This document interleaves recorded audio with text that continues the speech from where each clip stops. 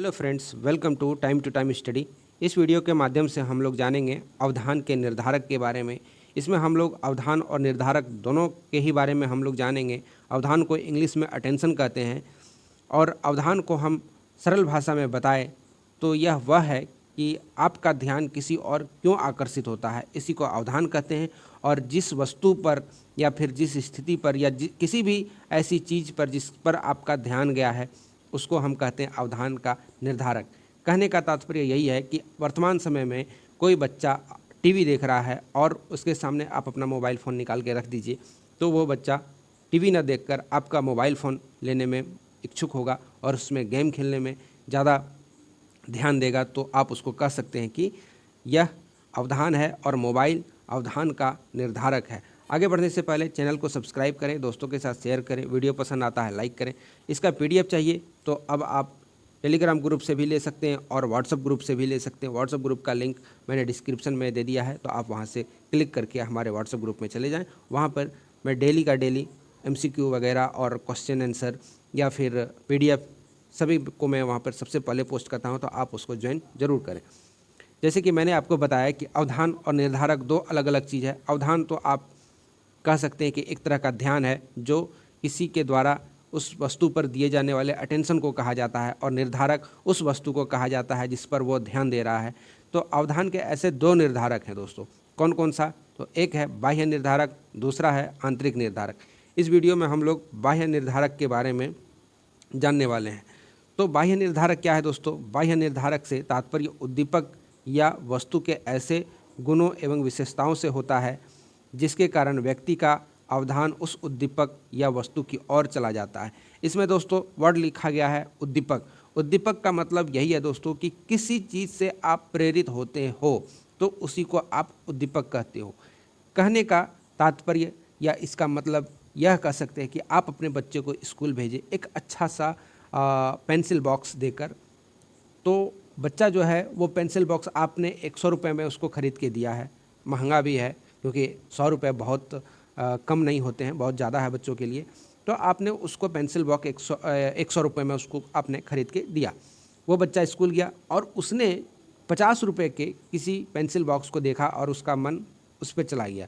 तो वो जो 50 रुपये वाला जो पेंसिल बॉक्स है वह बच्चे के लिए उद्दीपक का कार्य किया है, जबकि वह एक प्रकार का वस्तु है और वो उसके पेंसिल बॉक्स से सस्ता भी है। तो इसको हम कह सकते हैं उद्दीपक। तो उसकी और उसका ध्यान भी गया, अवधान भी गया, जिसको हम कह सकते हैं अटेंशन उसकी ओर चला गया।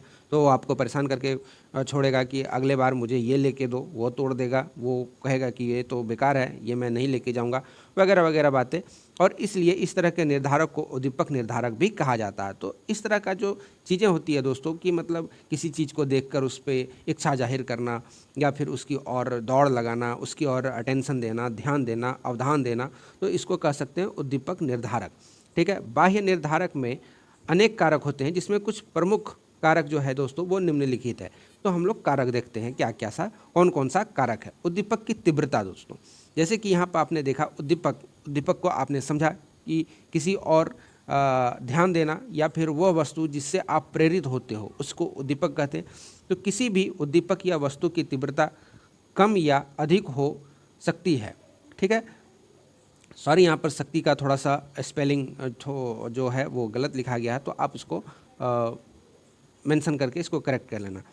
कम या मंद उद्दीपक की अपेक्षा तीव्र उद्दीपक व्यक्ति का ध्यान अधिक आकर्षित करता है। जैसे यदि कोई छात्र अपने कमरे में बैठकर रेडियो सुन रहा है और अचानक पड़ोसी के यहाँ लाउडस्पीकर बजना प्रारंभ हो जाता है, तो उस छात्र का ध्यान अपने रेडियो से हटकर उस लाउडस्पीकर की ओर जाता है जो कि पड़ोस में बज रहा होता है। तो इसको कह सकते हैं उद्दीपक की तीव्रता, कि आप अपने आप को उस उद्दीपक की ओर भेज दिए जो कि थोड़ा सा तीव्र है। आप जो पहले उद्दीपक से प्रेरित थे उस उद्दीपक को छोड़कर आप किसी और उद्दीपक की ओर चले गए। इसका कारण एक ही था कि उस लाउडस्पीकर के एवज में जो पड़ोस में बाजा बज रहा था वो काफ़ी तेज़ था या फिर सुनने में मधुर था। ठीक है। तो इसको कहते हैं उद्दीपक की तीव्रता। उद्दीपक में परिवर्तन दोस्तों, उद्दीपक में दो तरह के परिवर्तन होते हैं, सहसा परिवर्तन और क्रमिक परिवर्तन। तो जब किसी को जब किसी उद्दीपक में सहसा परिवर्तन होता है तो अक्सर व्यक्ति का ध्यान उसकी ओर चला जाता है। जैसे कमरे में बजता हुआ रेडियो यदि अचानक बंद हो जाता है तो कमरे में बैठे सभी व्यक्तियों का अवधान उसकी ओर चला जाता है। ठीक उसी तरह दोस्तों, यदि कक्षा में एक शिक्षक पढ़ा रहा है और पढ़ाते पढ़ाते सारे बच्चे उस पर अटेंशन किए हुए हैं कि सर ने क्या बताया, जैसे कि मैं आपको अभी बता रहा हूँ और अचानक मैं चुप हो जाऊँ, तो आप तो ज़रूर समझेंगे कि अचानक चुप कैसे हो गए, इतना स्पीड में बोल रहे थे या फिर इतना अच्छे बोल रहे थे, इतना अच्छे समझा रहे थे, तो आखिर चुप क्यों। कहने का तात्पर्य यही है दोस्तों कि उद्दीपक में परिवर्तन आ जाता है, ठीक है ना। तो जैसे कि मैंने आपको बताया कि एक शिक्षक कक्षा में पढ़ा रहा है, स्कूल में पढ़ा रहा है किसी कक्षा में, और वह बहुत ही अटेंशन से पढ़ा रहा था या बच्चे उस पर बहुत ध्यानपूर्वक उसको देख रहे थे, समझ रहे। अचानक शिक्षक चुप हो जाता है तो सारे बच्चे का ध्यान उस किताब और कॉपी को छोड़कर, अपने अटेंशन को छोड़कर उसका ध्यान कहीं और चला जाता है। वो होता है हमारे टीचर, क्योंकि वो अभी तक बोल रहे थे, मैं समझ रहा था, अचानक वो चुप हो गए, तो भाई क्यों चुप हुए, उस तरफ चला गया। तो उद्दीपक में परिवर्तन हो जाता है कि प्रेरणा बुक से मिल रही थी, प्रेरित हो रहे थे, अभी प्रेरणा चुप होने से हो गई। तो चुप कौन हुआ, तो टीचर हो गया। क्यों हुआ, तो कुछ कारण हुआ, अब टीचर की बात टीचर ही जाने। तो टीचर चुप हो गया तो उसका ये असर पड़ता है बच्चों पर, जिसके कारण उद्दीपक में परिवर्तन हो जाता है। यही कारण है कि एक शिशु में 1 साल के भीतर जो शारीरिक परिवर्तन होता है उस पर हमारा ध्यान तक नहीं जाता है, क्योंकि वह परिवर्तन क्रमिक होता है। अब जैसे कि आपने देखा कि मैंने यहाँ पे बताया सहसा परिवर्तन और क्रमिक परिवर्तन। तो सहसा परिवर्तन यही है दोस्तों कि आंखों के सामने आपका क्या क्या परिवर्तन हो रहा है उसको देखना, और क्रमिक परिवर्तन कि आपने नहीं देखा, आप देख नहीं रहे कि हमारे अंदर कौन कौन सा परिवर्तन हो रहा है, तो ये सब होते हैं क्रमिक परिवर्तन। उद्दीपक में गति दोस्तों, जिन उद्दीपक में गति होती है वह स्थिर उद्योगों की अपेक्षा अधिक अवधान आकर्षित करती है, ठीक है। शायद यही कारण है कि सड़क पर चलती खड़ी मोटर गाड़ी की अपेक्षा हमारा ध्यान अधिक आकर्षित करती है।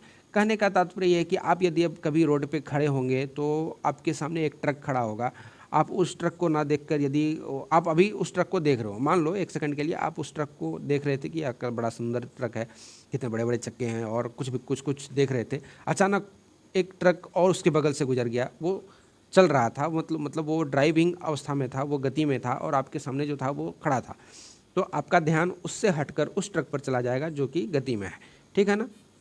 इसको आप समझ गए होंगे। उद्दीपक की पुनरावृत्ति मतलब कि उसमें बार बार उसको दोहराना। जब उद्दीपक को यहाँ पे देखो, मैं जब लिख रहा था तो उद्दीपक की जगह दीपक लिखा गया है, तो आप इसके आगे उद्दीपक लिख लेना। जब उद्दीपक को बार बार हमारे सामने उपस्थित किया जाता है तो ना चाहते हुए भी हमारा अवधान उस उद्दीपक की ओर चला जाता है। जैसे कि आप रट्टा मारते हो, ठीक है ना, अपनी भाषा में स्टूडेंट हैं तो स्टूडेंट की भाषा में हम लोग समझेंगे, तो बच्चे जो हैं वो रट्टा मारते हैं, किसी भी आंसर को रट्टा मारते हैं, वो समझ नहीं रहा है लेकिन बार बार उसको रट्टा मार रहा है, तो क्या होता है ना कि उसकी ओर उसका ध्यान जाना शुरू होता है और वो एक क्रमिक रूप से उसके दिमाग में बैठ जाता है। तो इसी को कहते हैं कि पुनरावृत्ति, ठीक है ना। तो इसको कहा जाए तो उद्दीपक की पुनरावृत्ति भी अवधान का एक प्रमुख निर्धारक है। शायद यही कारण है कि शिक्षक जब यह चाहते हैं कि उनका अमुक तथ्य पर छात्र ध्यान दे तो वह उस तथ्य को कक्षा में बार बार दोहराते हैं। कहने का तात्पर्य इसमें यह भी कह सकते हैं कि जैसे कि मैं इसको 4 बार आपको बोल के सुनाऊं तो आप खुद समझोगे कि आखिर मैं इसको 4 बार क्यों बोल रहा हूं, क्या यह इतना ज़रूरी है कि इसको मैं 4 बार बोल रहा हूं। तो आपका ध्यान ऑटोमेटिकली इस पर आएगा और आप इसको अच्छे से सुनना चाहेंगे। तो इसी को कहते हैं उद्दीपक में पुनरावृत्ति, मतलब बार बार उसको दोहराना। उद्दीपक का आकार दोस्तों, जब उद्दीपक का आकार छोटा होता है तो उस पर अवधान कम जाता है, मतलब उस पर ध्यान ही कम गया। परंतु जब उद्दीपक का आकार बड़ा होता हो तो उस पर अवधान तेज़ी से जाता है। शायद यही कारण है कि अखबार जब हम पढ़ते हैं तो अखबार में नीचे दिए गए डिटेल्स के पढ़ने के पहले हम उसके हेडलाइन को पढ़ना सबसे ज़्यादा महत्वपूर्ण समझते हैं। इसलिए अखबार जब पलटते हैं तो एक बार पूरे पन्ने को पलट के हेडलाइंस को जो है वो देख लेते हैं, ठीक है ना।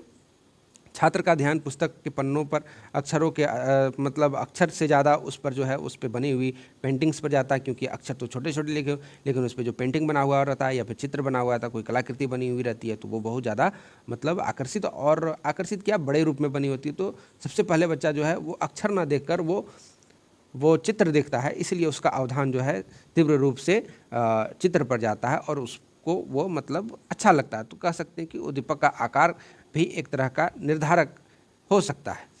तो आज का लेक्चर इतना ही था दोस्तों। यदि आपको यह लेक्चर अच्छा लगता है तो आप हमारे यूट्यूब चैनल को सपोर्ट करें और इसको सब्सक्राइब करें, लाइक करें, शेयर करें। आज के लिए इतना ही। Thank you for listening. God bless you all.